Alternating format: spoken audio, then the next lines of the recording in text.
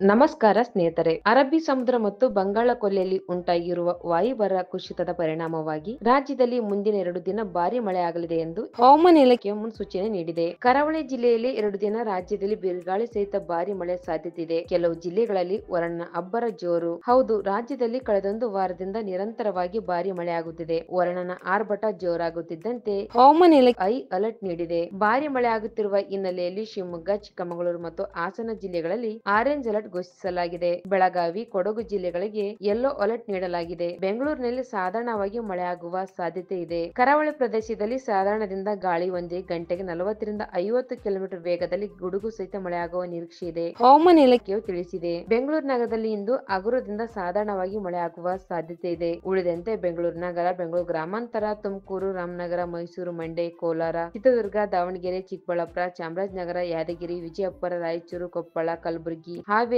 ಗದಗ ಮತ್ತು ಬೀದರ್ ಜಿಲ್ಲೆಗಳಲ್ಲಿ ಸಾಧಾರಣವಾಗಿ ಮಳೆಯಾಗುವ ನಿರೀಕ್ಷೆ ಇದೆ. ಬೆಂಗಳೂರಿನಲ್ಲಿ ಗರಿಷ್ಠ ತಾಪಮಾನ 28 ಡಿಗ್ರಿ ಸೆಲ್ಸಿಯಸ್ ಮತ್ತು ಕನಿಷ್ಠ ತಾಪಮಾನ 21 ಡಿಗ್ರಿ ಸೆಲ್ಸಿಯಸ್ ದಾಖಲಾಗುವ ಸಾಧ್ಯತೆ ಇದೆ. ಭಾಗಶಃ ಮೋಡ ಕವಿದ ವಾತಾವರಣದೊಂದಿಗೆ ಸಾಧಾರಣವಾಗಿ ಮಳೆಯಾಗಬಹುದು.